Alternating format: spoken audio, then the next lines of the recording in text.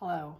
Today I would like to talk about something that has weighed on my heart for quite a while now. I'm a part of several homeschool groups on Facebook and other social media websites, and I have noticed a trend that I wanted to address here. Not because I think any parents and mothers are intentionally neglectful of their children. I certainly do not. But I want to bring out a study that was done years ago with babies who were born premature who were put in incubators versus babies who were born premature and were allowed to have skin-to-skin contact with their mother. This study showed that children who were able to have that skin-to-skin contact with their mother, instead of being in an incubator where they were given all the oxygen and every possible thing that they could need to survive, the skin-to-skin contact actually helped the child 10 years down the road, not just immediately, which it did, but also up to 10 years down the road, cognitively, developmentally, physically, in every way.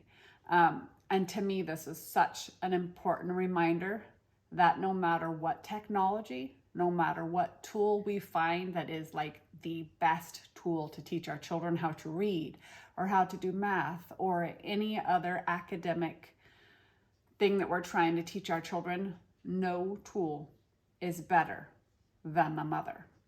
And I know I'm going to get a lot of pushback on this one, and I'm okay with that because I feel very strongly that the mother is literally the most important tool, caregiver, relationship, emotionally, everything that a child needs. And to replace the mother with AI, artificial technology, artificial intelligence, technology, all of that can actually have a very detrimental effect on your child.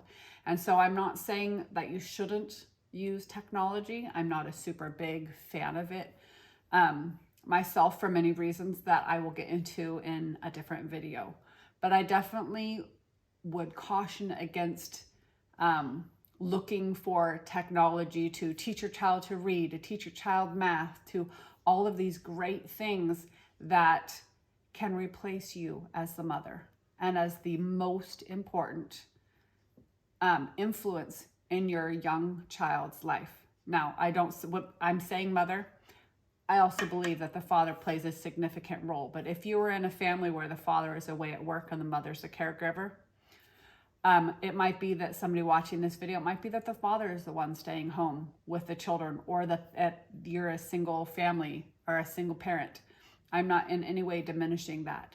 Human interaction is by far better than computer, AI, anything that you can give your child that might be, quote, smarter because it can do all these amazing things that you might not have the ability to do yourself. But they can never replace you as the parent. So being that you are the most important, you should probably be the most present. And I say all of these things because I see a lot of moms saying, well, is there anything out there that can teach my child to read? Or what can I use to put on for my child while I work? And I so understand the need to have a living and to provide for yourself, especially if you're single. Even if you're not, we live in very difficult times economically. But if there's any way that you can set aside some time that you have direct influence in your child's life, whether you're sitting and reading with them for 10 or 15 minutes a day, you are doing their math with them instead of putting them off on a computer to do their math. This doesn't mean you should never use a computer or anything like that. I'm not saying that. But you should be the most important, the most influential, the one that they see the most. That contact, that relationship is super important and will never, should never replace your child's education with technology. Now, that being said, if you are holding down a full-time job and teaching your child at the same time and you're looking for something to throw on, you can schedule your day differently. That's a different, you can work that time and then in the evening I know we don't want to give up our evenings, but depending on what is the best for your child, their playtime could be earlier while you give them the one-on-one that they need. The other thing you can do is prioritize. So some families like to do lots of stuff. They like to do reading and music and art and dance and so many other subjects.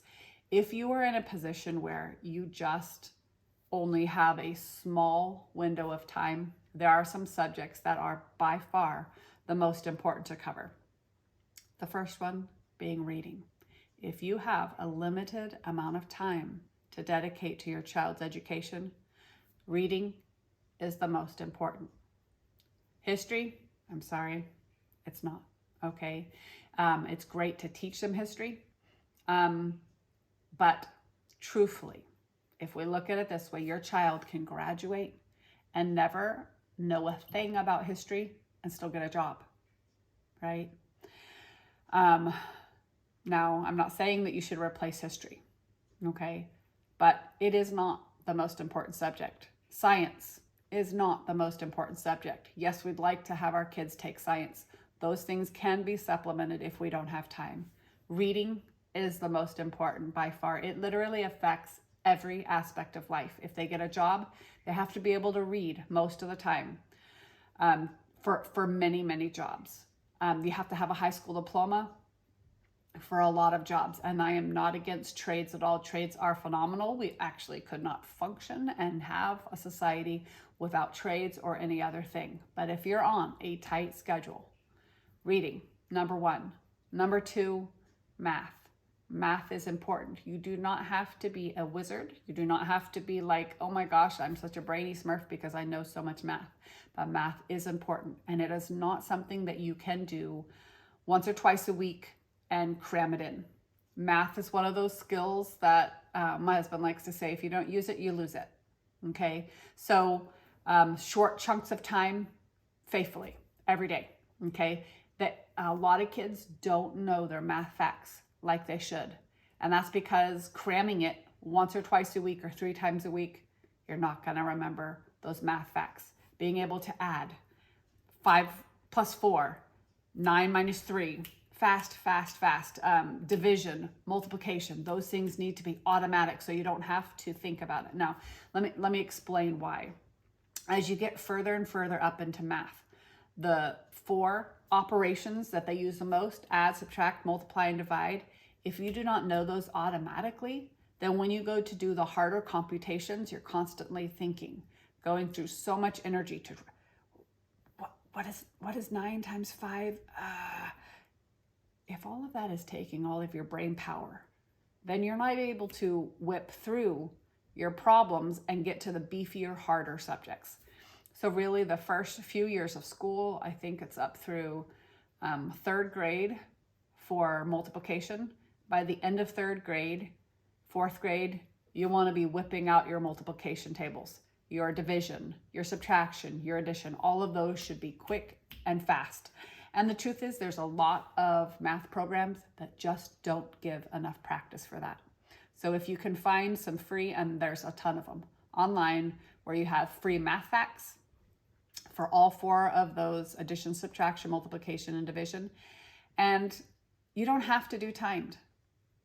Sometimes when you do timed tests with kids, it makes them more, they're so focused on, I have to get done, what if I fail?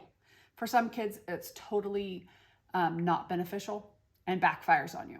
And some kids love the challenge. You know your child, you know what they need. So if they love the challenge, put the timer on and say, all right, let's see if you can do it in, and you give them a certain amount of time that you think is possible for them, okay? And watch them beat it.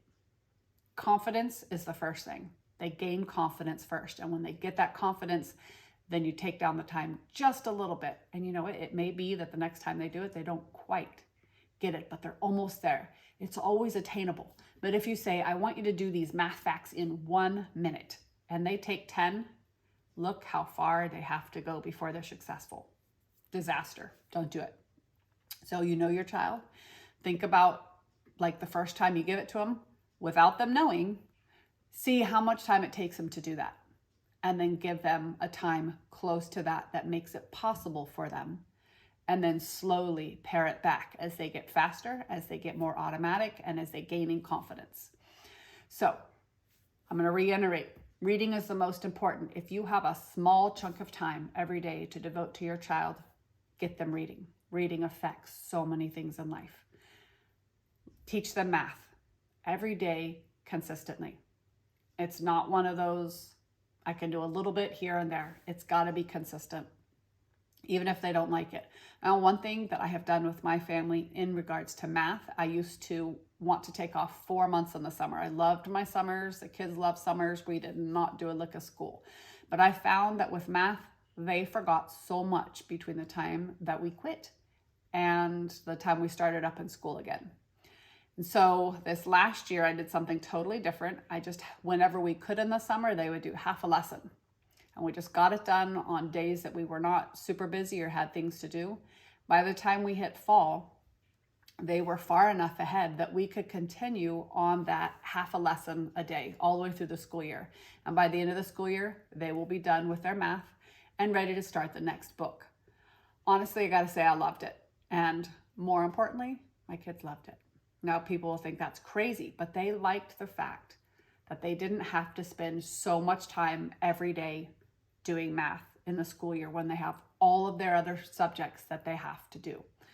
Now, the average time, if you think about it in public school, they generally teach them for an hour in class, and then it takes them at least a half hour of homework to get one lesson done. So that's about an hour and a half a day on average for public school kids.